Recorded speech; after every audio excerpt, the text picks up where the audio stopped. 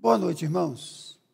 Que a graça e a paz de nosso Senhor e Salvador Jesus, aquele que vive, reina e voltará em glória, esteja com todos os irmãos. Amém. Eu queria que você abrisse a sua Bíblia comigo, por gentileza, em 1 Coríntios, capítulo 2. 1 Coríntios, capítulo 2.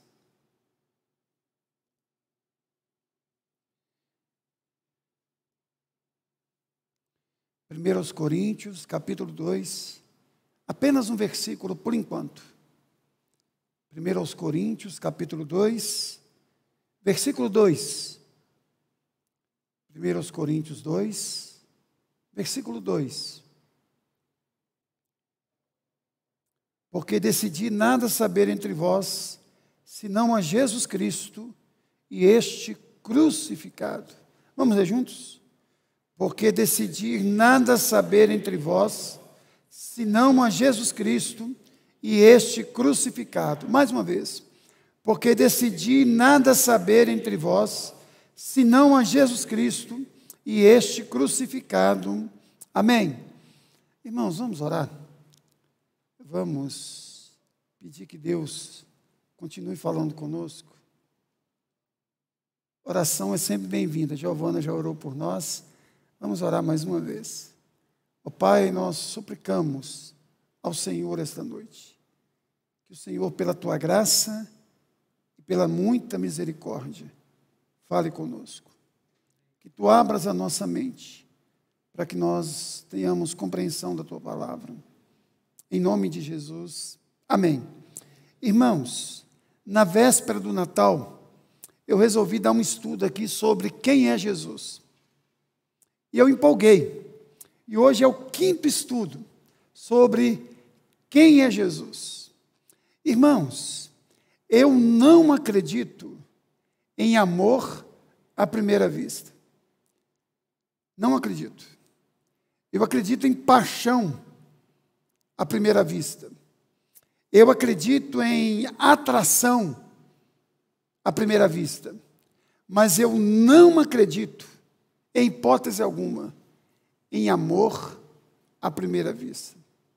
Para que nós possamos amar alguma coisa ou alguma pessoa, é necessário que você conheça a pessoa, que você conviva com essa pessoa, que você se relacione com essa pessoa, que você passe a confiar nessas pessoas.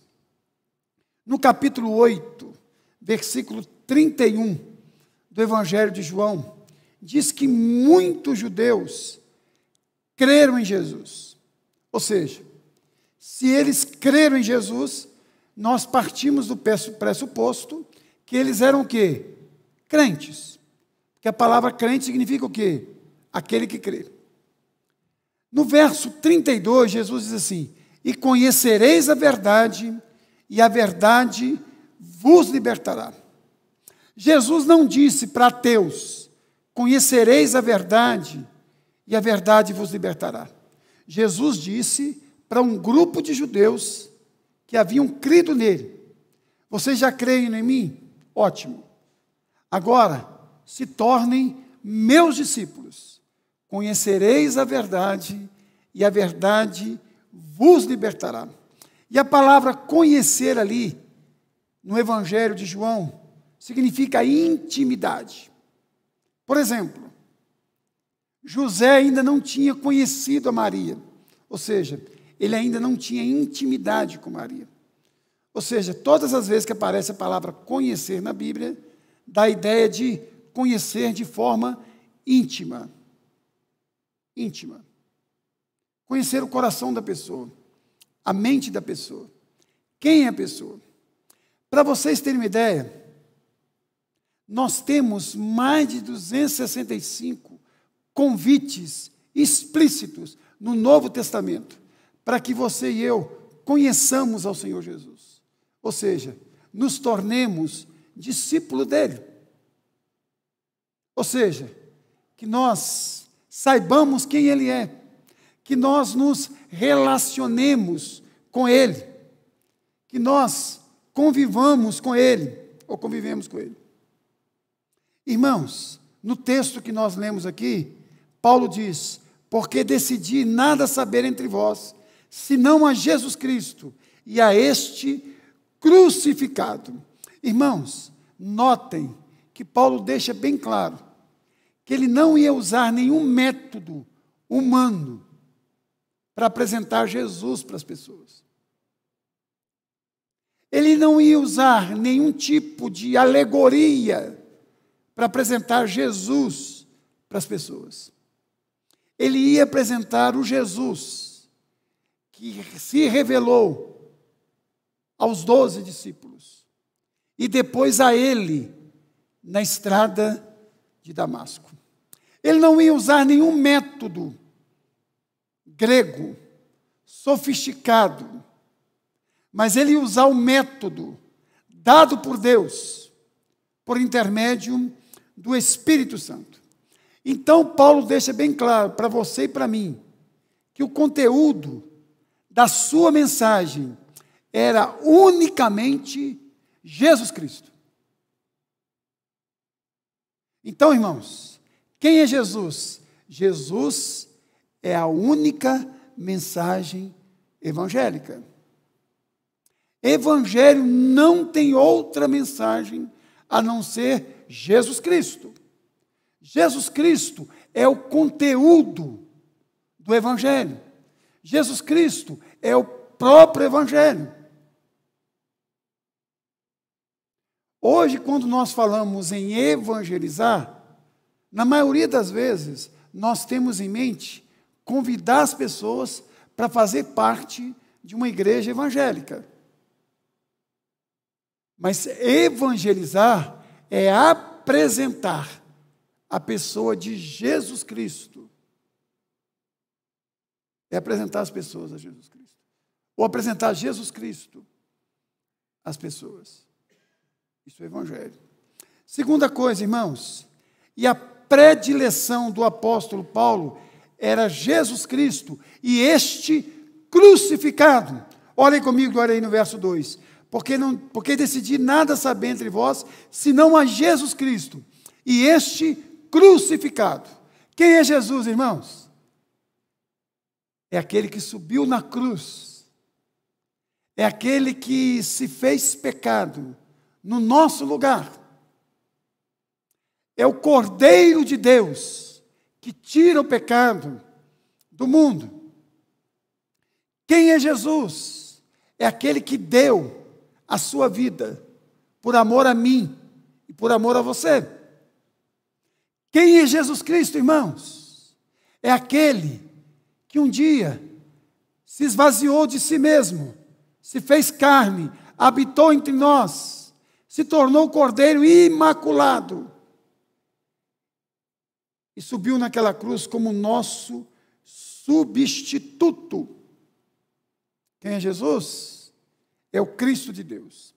Irmãos, a determinação de Paulo era sobre Cristo. Paulo não fica filosofando sobre a pessoa de Cristo, sobre a pessoa de Deus. Paulo é incisivo. Paulo fala da obra de Cristo. É impressionante que nós falamos dos milagres de Cristo, da moral de Cristo, dos ensinos de Cristo, mas nós não falamos da obra de Cristo na cruz do Calvário. Por isso que muitas pessoas não entendem o significado da cruz. E não é de hoje. Em 1557, quando alguns calvinistas aportaram no Brasil, eles ficaram chocados, porque eles viram várias cruzes, mas eles não ouviram uma mensagem a respeito da cruz. Nós somos um país onde se tem muito crucifixo, mas onde não se fala do crucificado. Nós somos um país onde se fala muito sobre Bíblia, mas não se fala do conteúdo das Escrituras. E nós estudamos aqui que a Bíblia fala da pessoa de Jesus, da obra de Jesus, e nos manda falar sobre Jesus. Eu citei aqui uma frase do reverendo Elben, dita há muitos anos, lá no Recanto das Cigarras: há um filete de sangue que percorre de Gênesis a Apocalipse, porque Jesus é a mensagem central das Escrituras. Irmãos, o conhecimento de Cristo é superior a qualquer outro conhecimento. Por quê, irmãos? Porque quando nós conhecemos a Cristo, nós conhecemos Deus. Porque Jesus é a expressão exata do ser de Deus. Em Jesus, nós podemos identificar quem é Deus. Por exemplo, a Bíblia diz que Jesus é o Criador, o sustentador, o legislador e o redentor. A Bíblia diz que o Pai é o Criador, sustentador, legislador e que enviou o Filho como nosso redentor. Diz que o Espírito Santo também é Deus, Criador, redentor, legisla falando ao nosso coração e também trabalha na obra da criação. Mas Jesus é quem revela perfeitamente o ser do Pai e o ser do Espírito Santo. Por isso que Paulo, escrevendo aos Colossenses, diz que em Jesus habita todos os tesouros da sabedoria e do conhecimento. Irmãos, tudo que nós precisamos para viver bem, nós encontramos em Jesus. Encontramos em Jesus. Irmãos, é impressionante como muitas pessoas dariam tudo o que têm para conhecer um ídolo no futebol, um ídolo na música, um ídolo na dramaturgia, um ídolo na literatura. E Jesus está disponível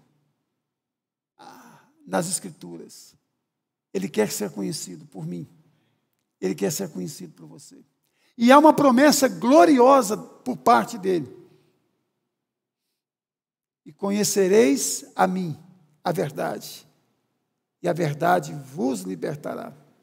Irmãos, por que o conhecimento de Jesus é o conhecimento superior a outros conhecimentos? Porque é um conhecimento que liberta.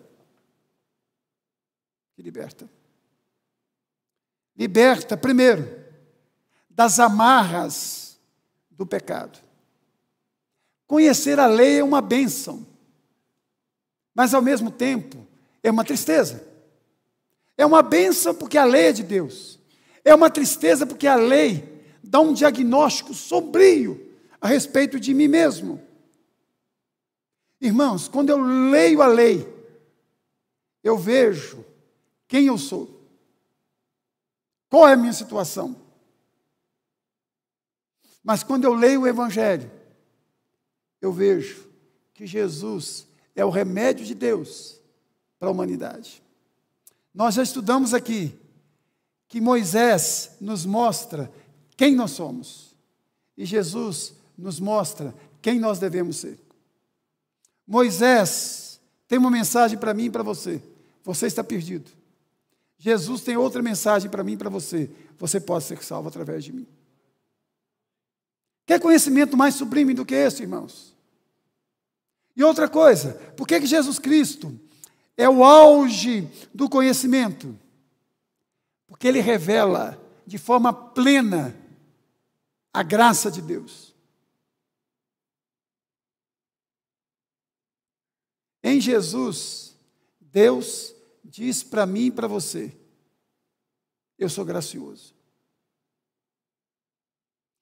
Eu salvo você, não é pelos seus méritos, é independentemente dos seus deméritos, apesar dos seus deméritos.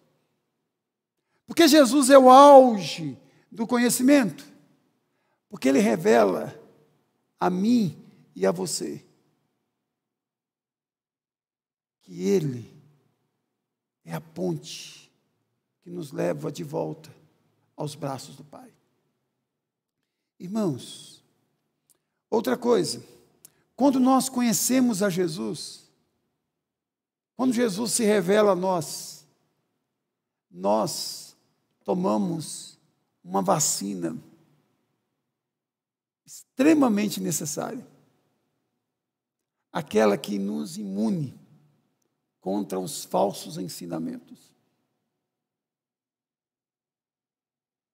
Irmãos, imagine só, se Jesus não nos revelasse Deus, como que nós seríamos confusos, como nós estaríamos perdidos.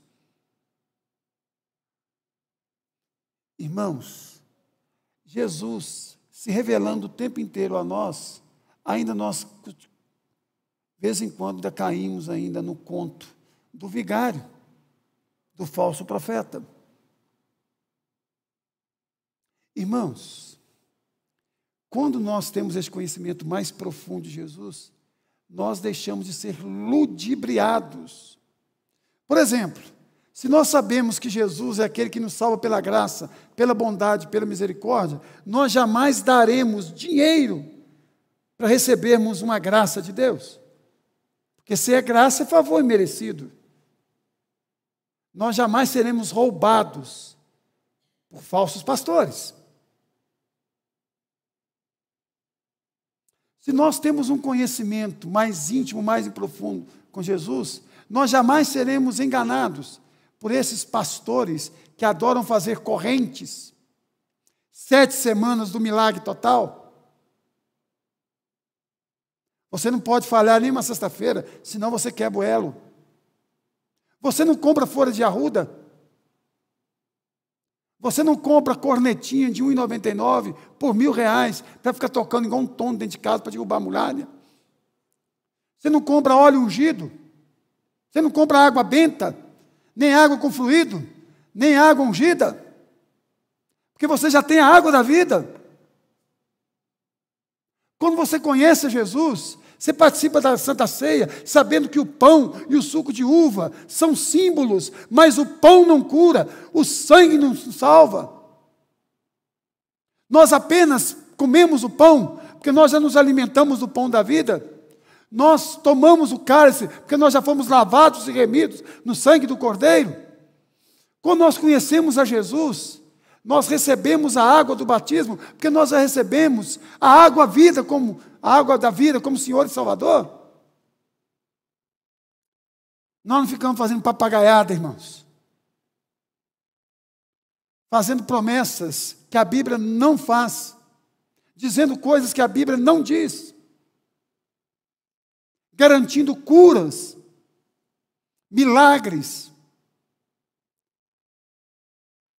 Até porque, irmãos, nós temos a maior de todas as dádivas, que é a salvação, que é a vida eterna, que nem a morte pode mais conosco.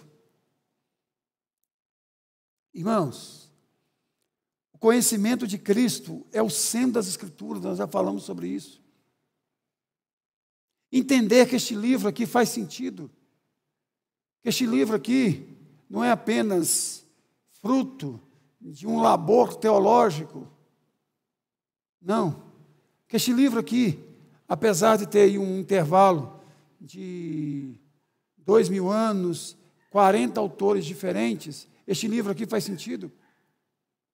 Este livro aqui tem princípio, meio e fim. Este livro fala da criação, da queda, da redenção e da consumação.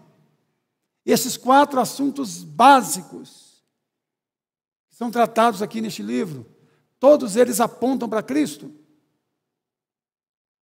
O conhecimento de Cristo também, irmãos, ele é sobrenatural. O que eu quero dizer com isso, irmãos? É o que está em Mateus 11, 27. Ninguém conhece o Filho senão o Pai. Ninguém conhece o Pai senão o Filho. E aquele a quem o Filho quiser revelar. Irmãos, muita gente conhece um Jesus totalmente forâneo às Escrituras. Um Jesus que ensinou princípios éticos e morais, morreu e pronto.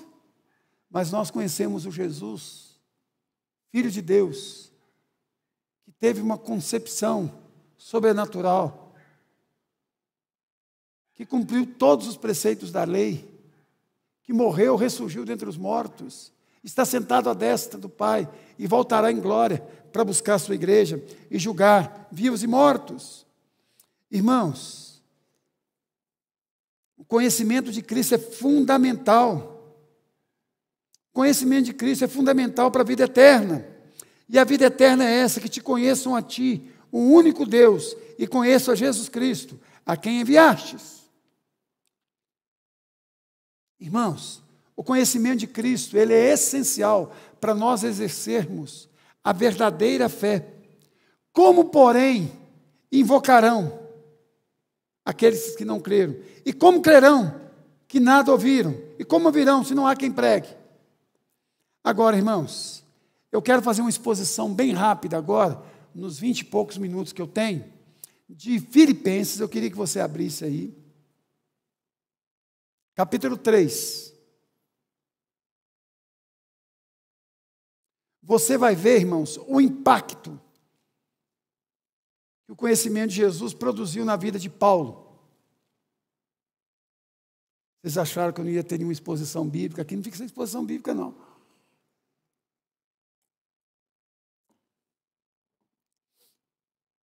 Irmãos, primeira coisa, irmãos, o conhecimento de Cristo faz com que você e eu mudemos os nossos valores. O impacto do conhecimento de Cristo faz com que os nossos valores mudem. Eu queria que você olhasse comigo o verso de número 8, por favor.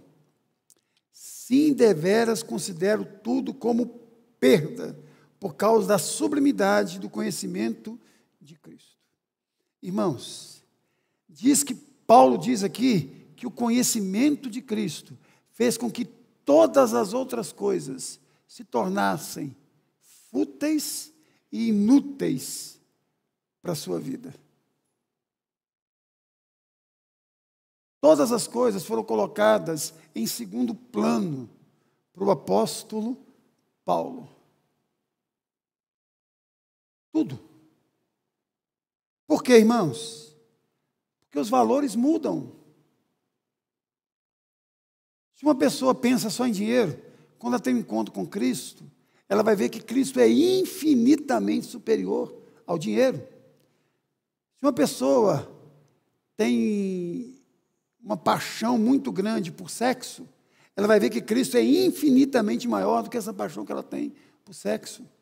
Se essa pessoa é muito vaidosa, gosta dos holofotes, gosta dos aplausos, ela vai ver que Jesus é infinitamente superior a tudo isso. Ela sente que tudo isso, irmãos,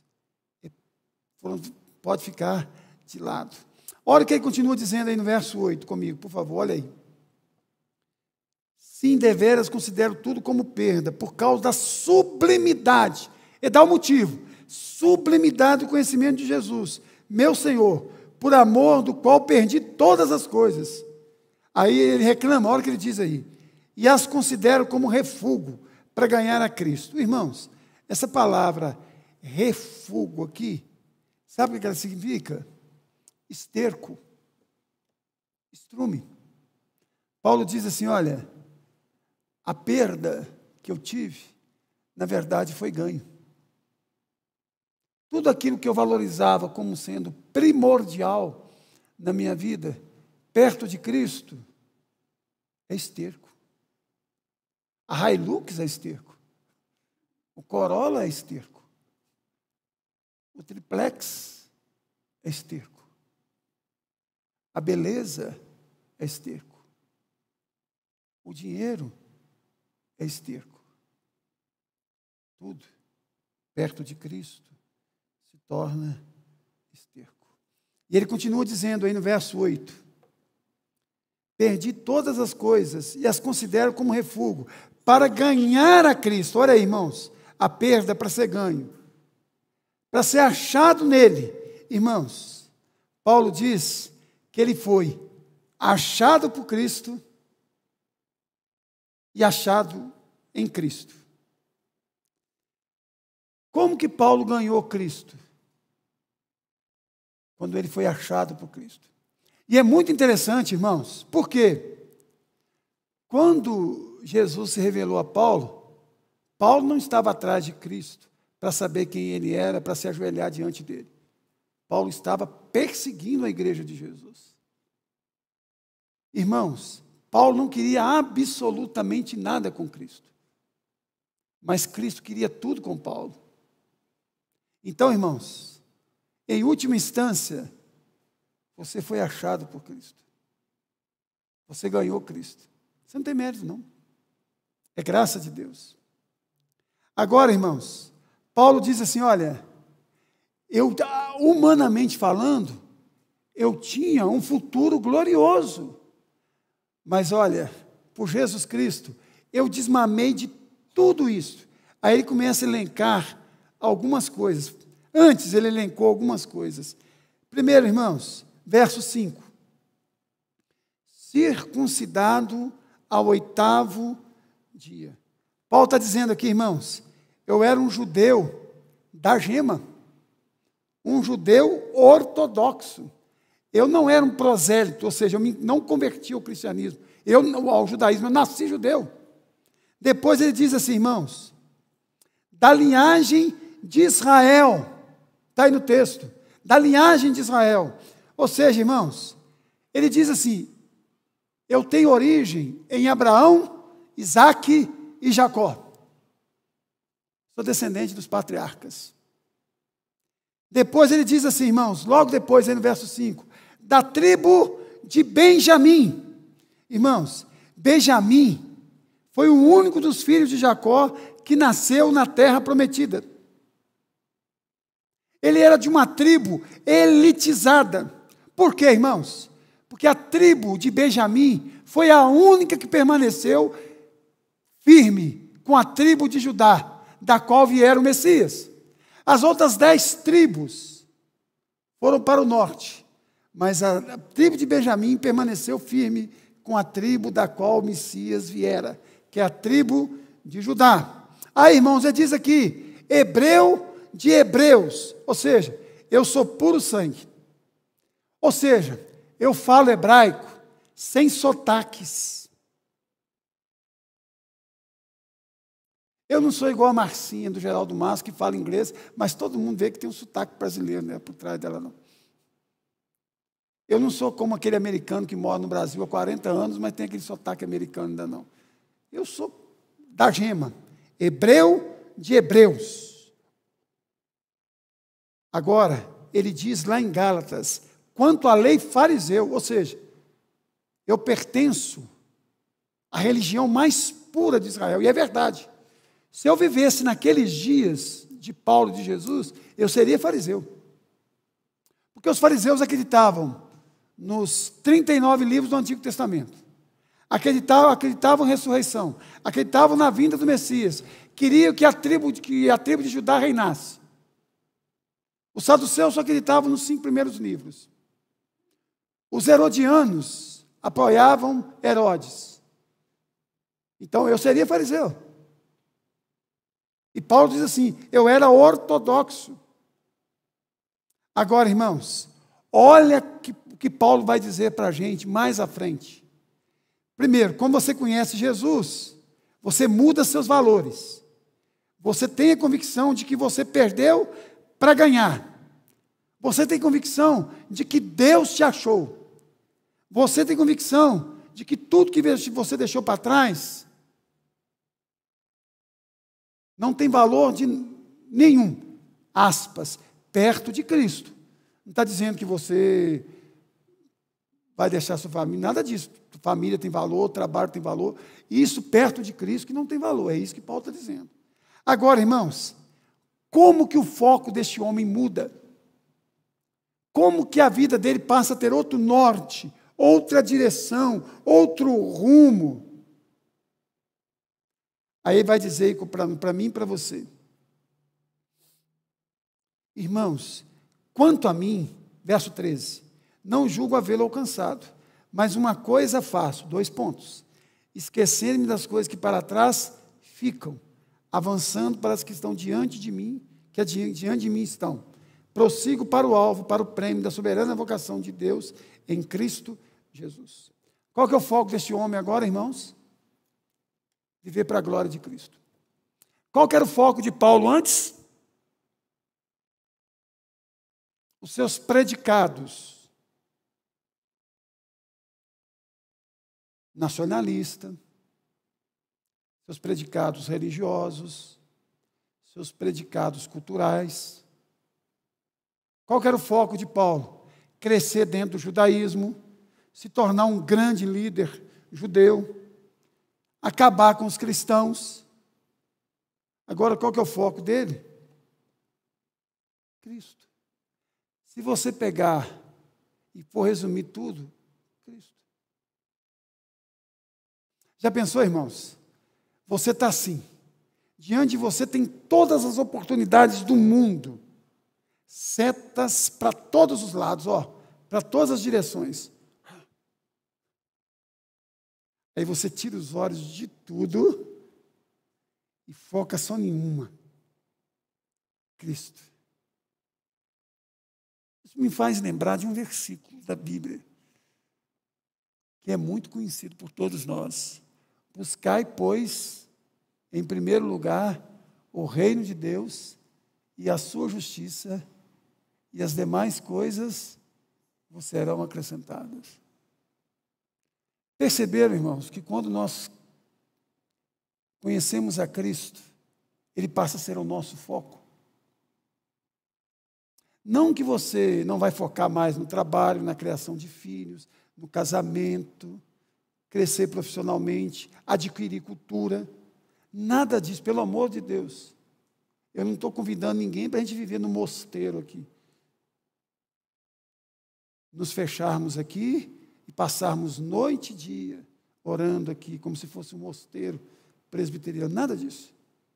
Estou falando questão foco principal. Sabe por quê, irmãos? Que quando Cristo é o foco, e eu busco Ele em primeiro lugar, Ele nos dá uma promessa, que as demais coisas Ele vai acrescentar. E vai mesmo. Agora, quando nós tiramos os olhos de Cristo e focamos em outra coisa, nem aquela outra coisa dá certo, e nem a nossa alma tranquiliza. Tem um texto lá de Tiago, que ele diz que nós não podemos ter ânimo dobre. Palavra estranha, né? Essa palavra na língua portuguesa é uma palavra estranha. É 2 almas, ou almas divididas. Ou seja, uma parte dela quer Cristo, outra parte dela quer... Não. Toda minha alma deve querer a mesma coisa. Agora, Cristo vai acrescentar. Ele vai suprir. É promessa dele, e ele quer isso para mim e para você. Nessa mesma carta, irmãos, que é a carta chamada Carta da Alegria, Paulo diz aí no verso de número 18, olha comigo capítulo 4. Recebi tudo e tenho em abundância. Estou suprido desde que Epafrodito me passou as mãos, o que me veio da vossa parte, como aroma suave, como sacrifício aceitável e aprazível a Deus. Quem levou os alimentos para Paulo? Quem forneceu essas dádivas para Paulo? Foram pessoas, mas Paulo as recebeu como quem as recebe da mão de quem? Do próprio Deus. Ele as trata como se fosse culto. Preste atenção na expressão que ele usa, da vossa parte, como aroma suave, como sacrifício aceitável e aprazível a Deus. Perceberam? Deus, através de vocês, me supriu. Que bênção! Aí, irmãos, olha o que Paulo vai dizer para este povo que pensa como ele. Porque esse versículo aqui não pode ser lido à parte. E o meu Deus, segundo a sua riqueza em glória, há de suprir em Cristo Jesus cada uma das vossas necessidades. Essa promessa é para quem? É para quem é generoso. É para quem abençoa as pessoas em nome de Cristo Jesus. Irmãos, quando Paulo escreveu a carta aos Filipenses, onde Paulo estava? No resort.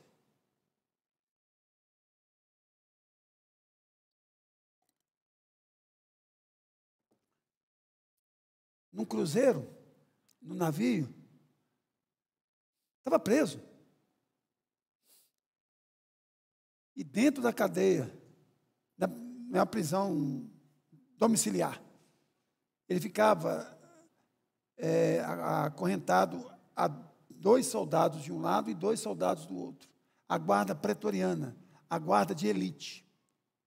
E mesmo ali na cadeia, Paulo não perdeu o foco. Se você ler o primeiro capítulo, ele conta que ele anunciou o evangelho. A guarda pretoriana, a guarda de elite de César.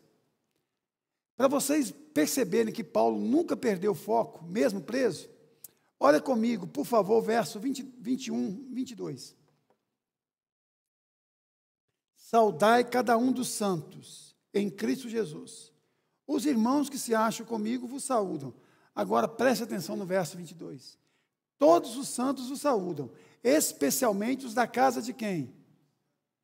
Irmãos, casa de César aqui é a guarda pretoriana. Era a guarda de elite. Eram os guardas que se converteram através do ministério de Paulo. Você já pensou, irmãos? Você está preso pelos guardas do presidente lá da Coreia do Norte. Aí, de repente, você começa a evangelizá-los. Aí, você escreve uma carta para a igreja presbiteriana do Vale do Sol. A gente fica maluco aqui, meu Deus, eu quero ouvir o que Geraldo Massa tem a falar. Meu Deus, ele está preso, ele vai ser morto. Ele deve estar numa depressão danada. Aí você começa a ler a carta, a palavra alegria para todos os lados. Aí você fala assim, mas no finalzinho, ele vai arregar. Aí eu termino a carta dizendo assim, meus irmãos, os outros presos que estão aqui comigo, saúdo vocês. Mas eu tenho uma coisa para dizer para vocês.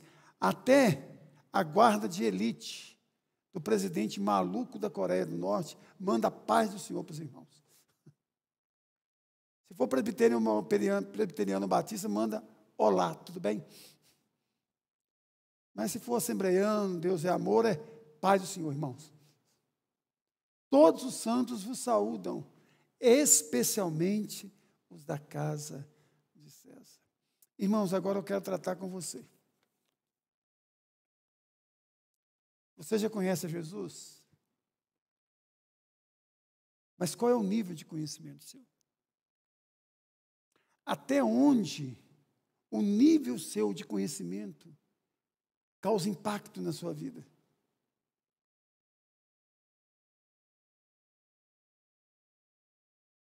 Qual é o nível que causa impacto?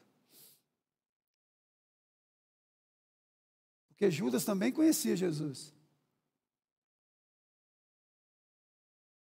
Demas também conhecia Jesus. Mas qual é o nível? Agora você pergunta para mim, espera lá, só está me apertando. Estou não. Eu estou te estimulando a você conhecer mais e mais ao Senhor. Desculpa, Giovana, se você quiser me dar uma bronca depois. Mas Giovana me perguntou uma sugestão de livro hoje, da Ultimata. Eu falei com ela, vou sugerir um livro bom e simples. Não perca Jesus de vista.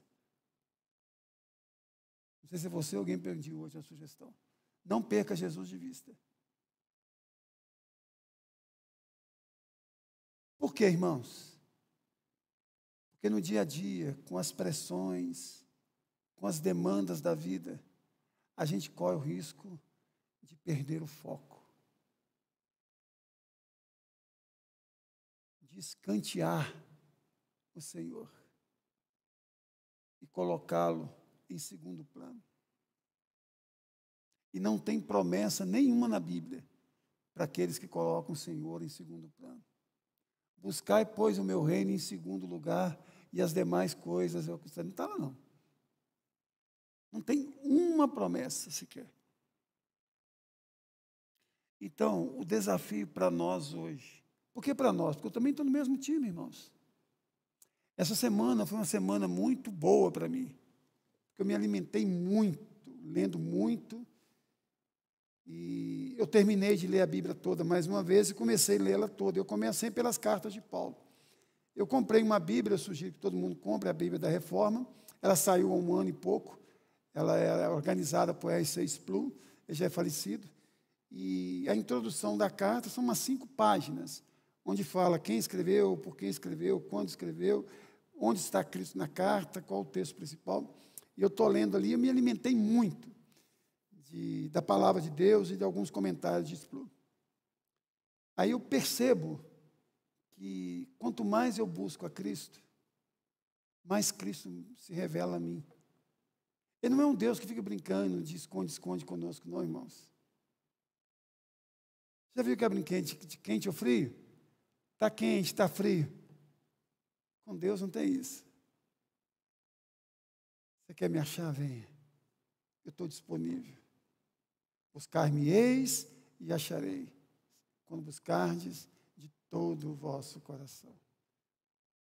Buscar-me-eis e achareis, e eu serei achado por vós, diz o Senhor. Curva a sua cabeça comigo, por favor. Feche os olhos. E abra o coração.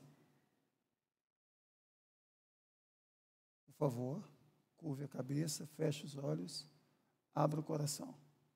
Não disperse e vamos orar neste momento. Em nome do Senhor Jesus.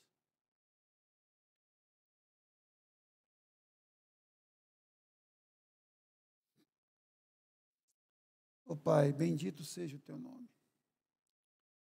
Nós queremos e precisamos conhecer mais aquele que nós chamamos de Senhor. Aquele que disse: conhecereis a verdade, e a verdade vos libertará. Que nós tenhamos a mesma disposição do teu servo Paulo, o mesmo entendimento de que se nós buscarmos o Senhor em primeiro lugar, as outras coisas o Senhor vai suprir, porque o Senhor é fiel. Louvado seja o teu nome. Se alguém entrou aqui esta noite e ainda não te conhece, ou só te conhece de ouvir falar, que hoje seja uma noite de conversão, mas também uma noite de transformação e de enchimento do teu Espírito, Pai, para o louvor da tua glória. Em nome de Jesus, amém. Irmãos, eu tenho uma notícia razoavelmente boa, não muito boa. A nossa irmã Terezinha fez a cirurgia, ela está bem, ela está em pronta recuperação. A cirurgia foi muito bem sucedida. Imagino se o Osmar estiver assistindo, né? Deve ter chorado muito, né? Porque ele gosta daquela gata dele, né? Louvado seja Deus por isso. Louvado seja Deus por isso. Terezinha está bem, nós temos orado por ela e vamos continuar orando por ela. Nós vamos fazer mais uma oração aqui. Eu quero pedir que você fique de pé.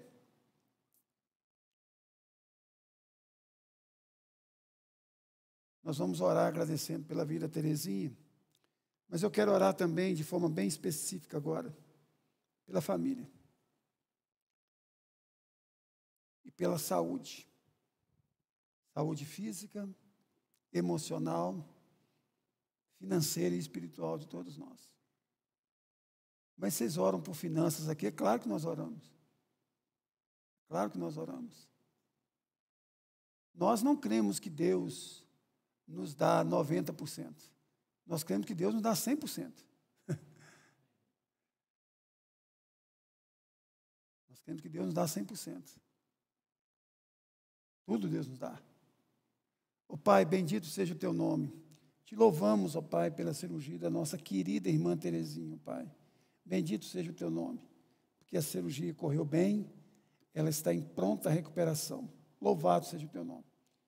Que o pós-operatório seja tranquilo agora, Pai, e que no futuro brevíssimo nós possamos vê-lo aqui conosco, Pai, louvando e bendizendo o teu nome.